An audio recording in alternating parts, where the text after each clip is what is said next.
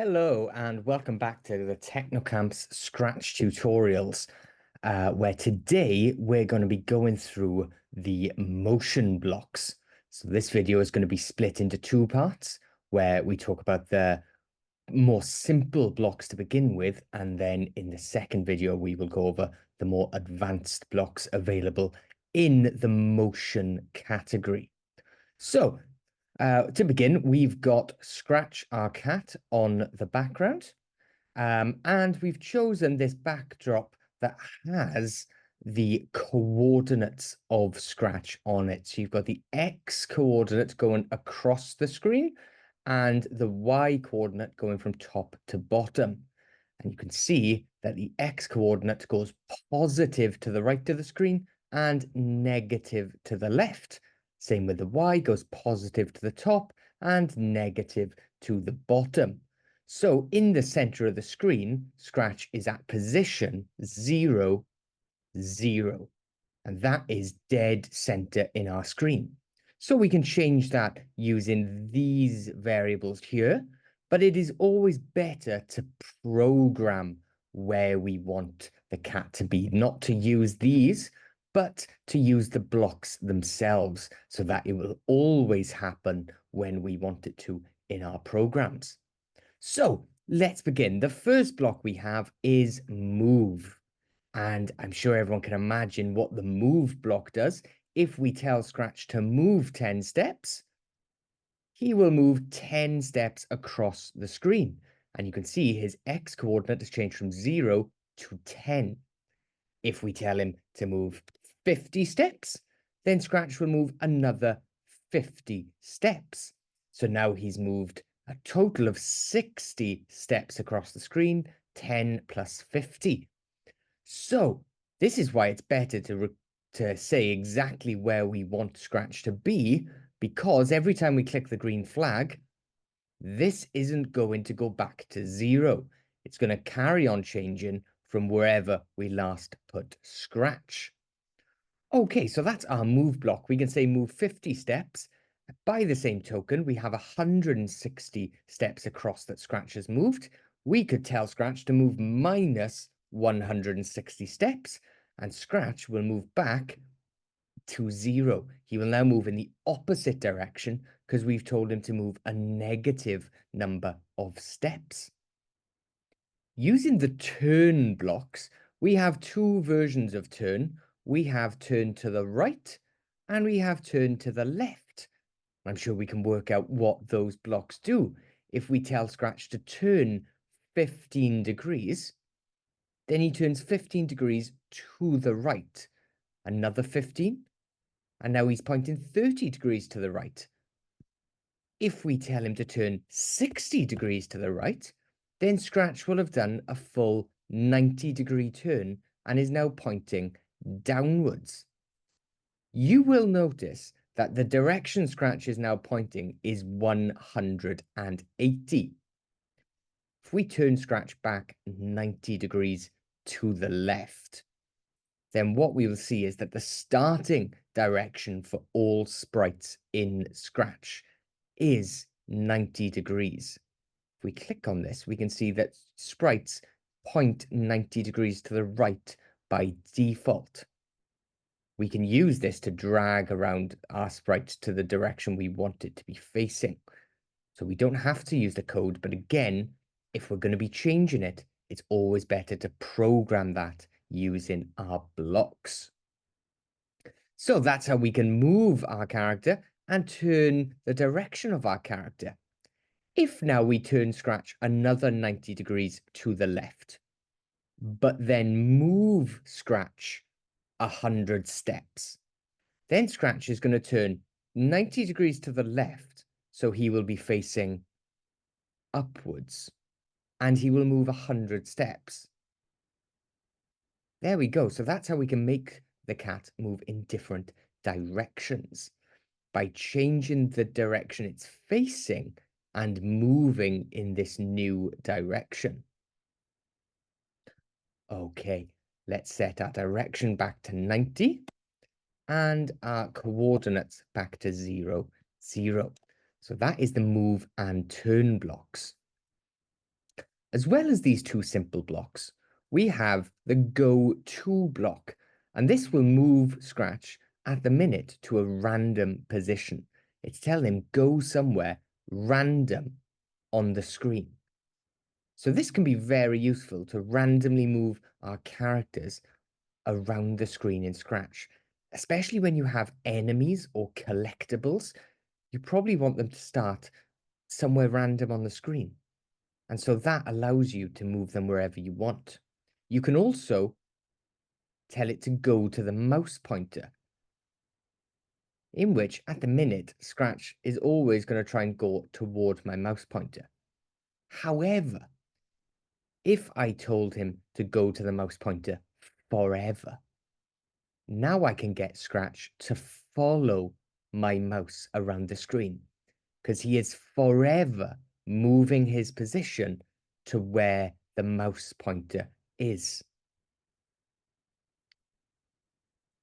As well as the go to random position or mouse pointer, we have go to X and Y. Using the go to X and Y, I can specify the coordinates for Scratch. So I can tell Scratch to go to 0, 0, which will put him in the middle of the screen. I could also tell Scratch to go to 100, 100, which is here. If I do that, Scratch will move up to that position. So this is how we can tell our character exactly where we want them to move. Similarly to the go-to blocks, we have the glide blocks, in which we can tell Scratch, instead of going immediately to a new position, to glide to that position over a certain amount of time. So I can tell Scratch to take 1 second to glide to a random position. I could tell him to take 4 seconds to glide to that random position. Bear in mind with this, when we're telling him to glide to a random position, the further away that position is, then, or sorry, the closer that position is, the slower Scratch will move. The further away it is, the faster Scratch will move, because it's always going to take him exactly 4 seconds to move. So it could take 4 seconds to move that distance, or it could take 4 seconds to move that distance. It's the same amount of time, but it's going to make Scratch move slower or faster. So glide blocks are one we have to be careful with. The other reason we have to be careful with it is that if we had Scratch interact with something while Scratch is gliding, Scratch is still going to finish the glide. He won't immediately stop gliding just because something happened. So we have to be careful with these. We can also, of course, make him glide to the mouse pointer. And if we do that forever, then Scratch will constantly wait for the mouse to be moved, and he'll wait a second and then take a second to glide. Okay, if I keep moving it, then he doesn't pause that second because he doesn't hit the mouse pointer and then take a second. Okay, so that's our glide block. We can also, of course, tell Scratch to take 1 second to glide to a particular position, such as 0, 0 in the middle of the screen. Or we could tell him to take that time to go to -200 on X, -100, which will take Scratch down here. So that's our glide blocks.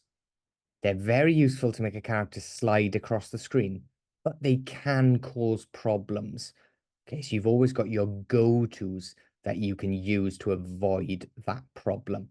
Remember, if you put this go-to inside of a loop, then it's doing the same thing as the glide block anyway, and you've got more control over it. The next two blocks to quickly talk about is the point in direction. So just as we can change the direction here, we can tell Scratch what direction we want Scratch to point in.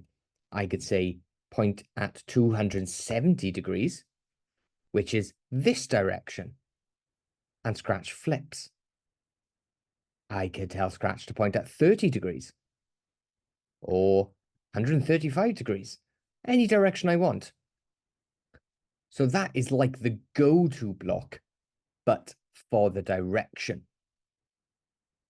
And the final block for this video is the point towards.